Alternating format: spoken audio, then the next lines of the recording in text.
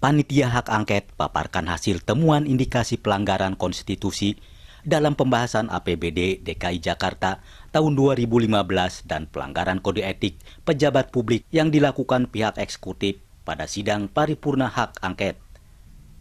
Pemaparan hasil penyidikan disampaikan langsung Ketua Panitia Ongen alias Muhammad Sangaji, sarjana hukum, politisi dari Partai Hanura.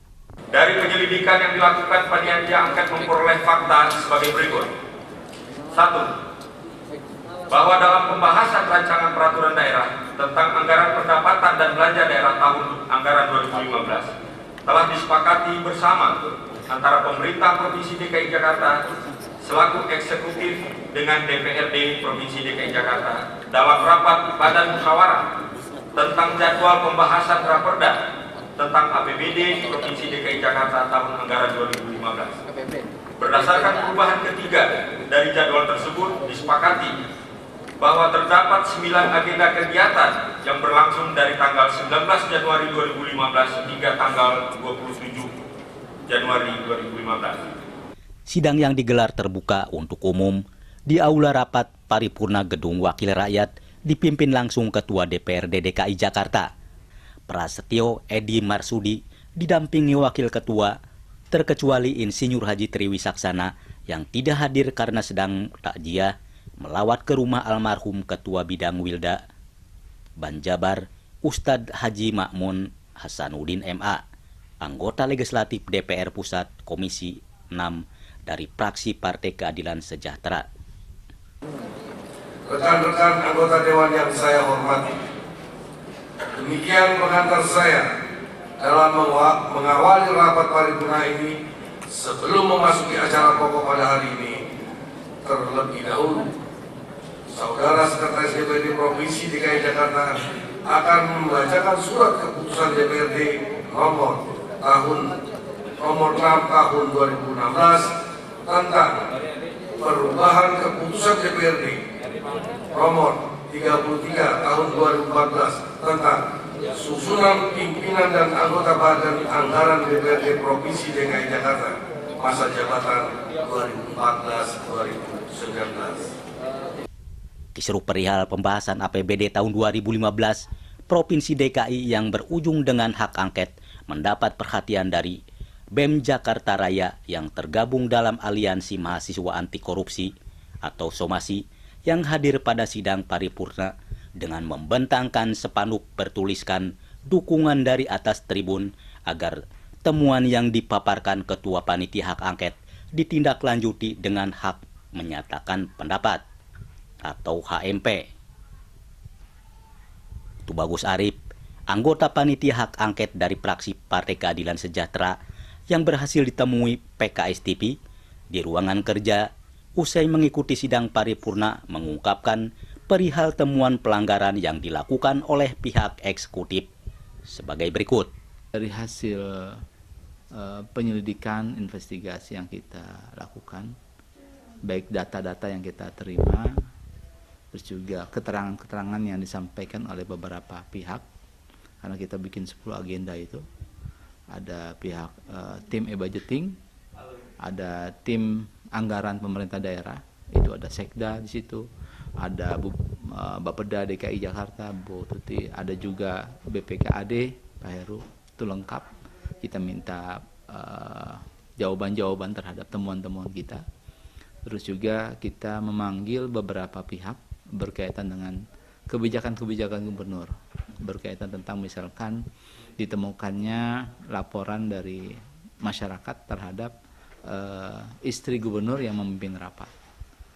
Begitu juga kita meminta keterangan dari pihak-pihak terkait, apakah itu kepada Deputi Pemerintah DKI Ibu Silviana, terus juga kepada tim TGUPP itu Ibu Saroedi dan Dinas Pariwisata, yang kita minta jawaban dari mereka terhadap temuan kita, laporan dari masyarakat. Terus juga kita juga nggak sampai di situ, tapi juga kita minta sejauh mana status hukum ini.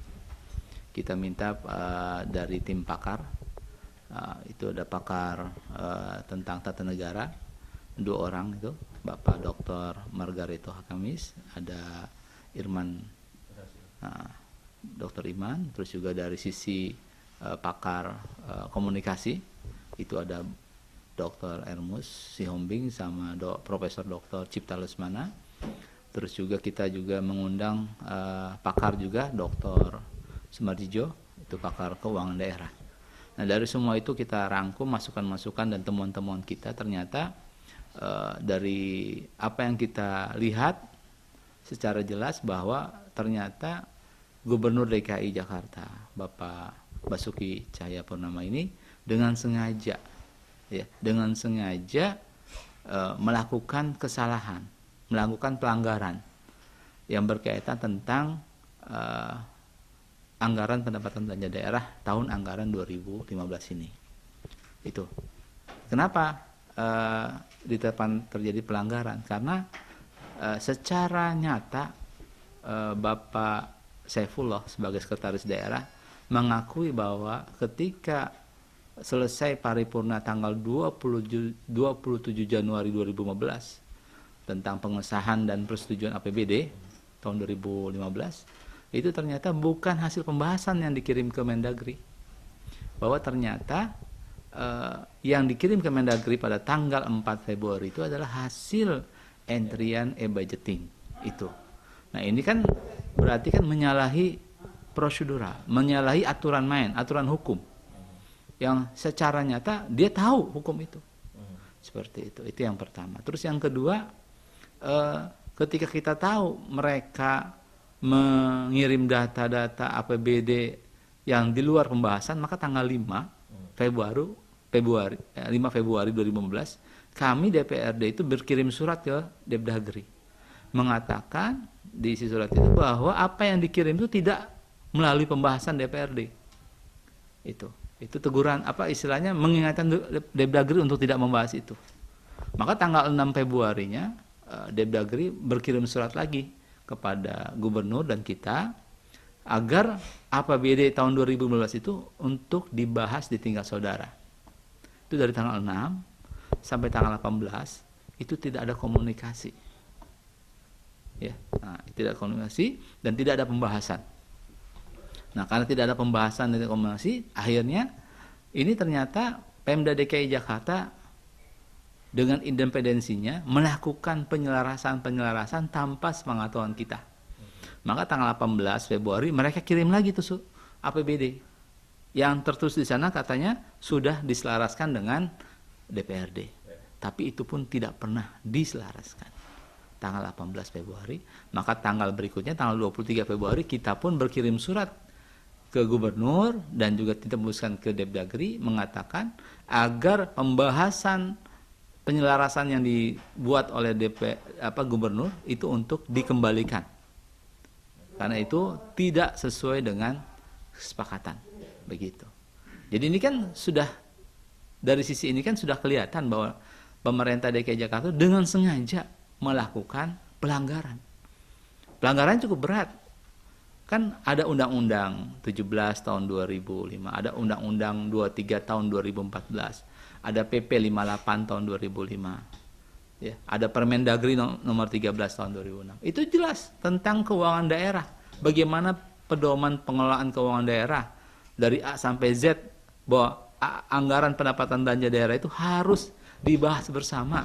Bahkan sebelum diserahkan ke Departemen Dalam Negeri harus disetujui dulu, ada tanda tangannya.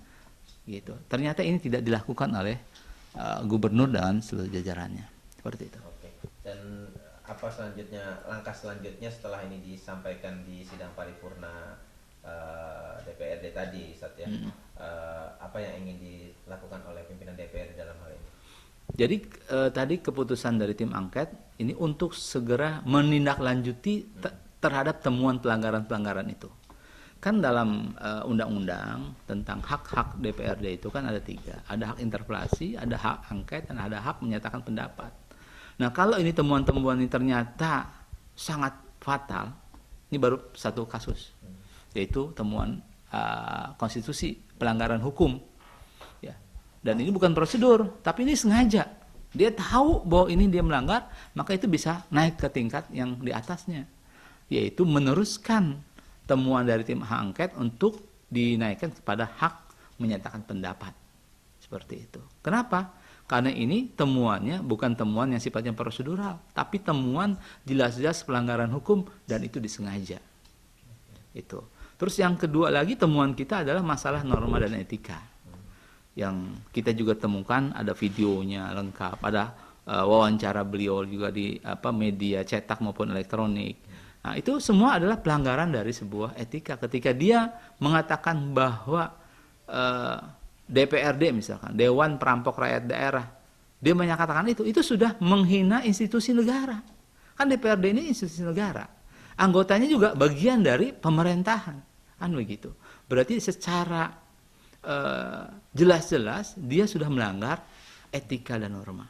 Tidak menghormati, bahkan menfitnah, menuduh maling, menuduh rampok, bahkan mohon maaf, etika seorang pejabat publik tidak boleh dalam tanda kutip ngomong tercela, ngomong asusila di tengah-tengah publik seperti itu. Pendapat itu kan menurut undang-undang itu memenuhi syarat. Syarat pertama itu adalah ada pengusulnya minimal 20 orang. Nah, jadi hampir seluruh praksi-praksi yang ada di DPRD ini sudah mengusulkan untuk ditingkatkan menjadi hak menyatakan pendapat. Seperti itu. Nah, kami dari praksi PKS juga sudah mempersiapkan itu. 11 orang sudah siap untuk menyatakan hak menyatakan pendapat seperti itu. Karena memang ini pelanggarannya berat. Ya. Pelanggaran berat, pelanggaran konstitusi, dan pelanggaran etika. Dari kawasan Kebon Sirih, Jakarta Pusat, Jakarya, Joy, PKS TV melaporkan.